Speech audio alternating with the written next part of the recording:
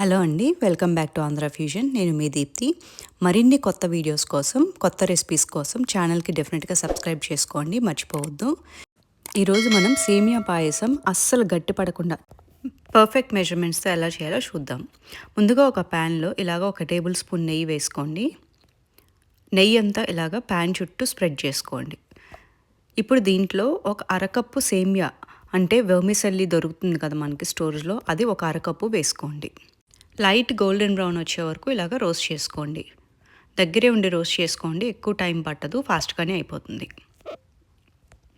ఒక్కసారి ఇలాగా light golden brown వచ్చిన తర్వాత కలర్ చూసారు కదా, స్విచ్ ఆఫ్ చేసేసి పక్కన పెట్టేసుకోండి. బౌల్లోకి తీసుకుని పక్కన పెట్టుకోండి. ఇప్పుడు సేమ్ ఇదే ప్యాన్లో ఇంకొక టేబుల్ స్పూన్ నెయ్యి వేసుకుని ఇలాగా ప్యాన్ అంతా కూడా స్ప్రెడ్ చేసుకోండి.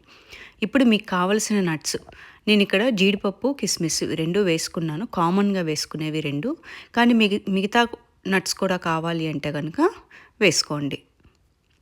ఇవి కూడా లైట్ గోల్డెన్ బ్రౌన్లోకి ఇలాగా వేగేంత వరకు రోస్ట్ చేసుకోండి. బాగా దగ్గరే ఉండి చూసుకోండి, మాడిపోకూడదు. ఇవి చూసారు కదా ఎలా రోస్ట్ అయిందో. ఇప్పుడు వీటిని కూడా స్విచ్ ఆఫ్ చేసేసి పక్కన పెట్టుకోండి.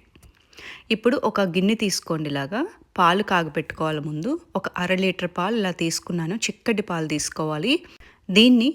ఈ పాలుని బాగా బాయిల్ అవ్వనివ్వాలి. ముందుగా 1/2 లీటర్ పాలకి అరకప్పు సేమియా మాత్రమే తీసుకున్నాను. ఈ గరిటె ఉంది కదా, ఈ గరిటె నేను దీంట్లోనే ఇలాగ వదిలేస్తున్నానండి. ఇది ఎందుకంటే పాలు మరిగినా కూడా పైకి పొంగవమాట. అందుకని గరిటె ఇలా ఉంచితే మీకు అస్సలు పాలు పొంగవు, మరుగుతుంది. కానీ ఒకవేళ మీరు దగ్గర లేకపోయినా సరే ఇది ఒక మంచి టిప్ మీకు. ఇప్పుడు దీంట్లో పాలు ఇలా బాయిల్ అయిన తర్వాత, మరిగిన తర్వాత దాంట్లో మీరు ముందుగానే సేమియా రోస్ట్ చేసుకున్నారు కదా, వేయించుకున్నారు కదా, దీంట్లో వేసేసుకోండి. అండ్ పొయ్యి ఇక్కడ స్లో ఫ్లేమ్లో పెట్టుకుని ఈ సేమియాని బాగా ఉడకనివ్వాలి. ఇక్కడ సేమియా ఎక్కువ క్వాంటిటీ మాత్రం వేయొద్దు, గట్టి పడిపోతుంది. మధ్య మధ్యలో ఇలా తిప్పుకుంటూ ఉండండి, అడుగంటకుండా.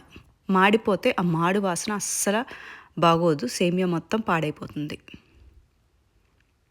సో మధ్య మధ్యలో ఇలాగా చూసుకుంటూ ఉండండి. సేమియా చాలా ఫాస్ట్గా ఉడికిపోతుంది మీకు. దీన్ని లో ఫ్లేమ్లో పెట్టుకుని మాత్రం ఇలాగ చేసుకోండి. ఇప్పుడు నేను సేమియా హాఫ్ ఉడికిన తర్వాత ఇలాగా 3/4 కప్పు పంచదార ఇలా వేసుకున్నాను. మీరు పంచదార వేసుకునేటప్పుడు పలుకులే వేసేసుకోవచ్చండి. నా దగ్గర పౌడర్ ఉంది కాబట్టి పౌడర్ వేసుకున్నాను అంతే. ఈ పంచదార కరిగేటట్టు బాగా కరగపెట్టేసుకోండి. అండ్ 1/2 టీ స్పూన్ యాలకుల పొడి ఇక్కడ వేసుకోండి. మంచి సువాసన ఇస్తుందన్నమాట యాలకుల పొడి దీంట్లో. దీన్ని ఇలా స్టిల్ లో ఫ్లేమ్లోనే పెట్టుకుని ఈ సేమియాని ఇంకా బాగా ఉడకనివ్వాలి. ఇంకో 2 నిమిషాలు దీన్ని ఇలాగా బాయిల్ అవ్వనివ్వండి. చూసారు కదా ఎలా బాయిల్ అవుతుందో, సేమియా చూసారు కదా ఎలా పైకి తేలుతుందో.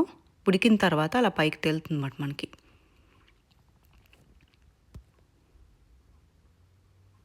దీన్ని తిప్పుకుంటూ మీడియం ఫ్లేమ్ ఇప్పుడు పెట్టుకోవచ్చు. కొంచెం పంచదార చూసుకోండి, స్వీట్ సరిపోకపోతే మీరు కొంచెం యాడ్ చేసుకోండి. అండ్ ఇప్పుడు దీంట్లో మనం పక్కన వేయించి పెట్టుకున్నాం కదా నట్స్, అవి కూడా దీంట్లో వేసేసుకోండి. వేసేసుకుని దీన్ని బాగా కలుపుకోండి.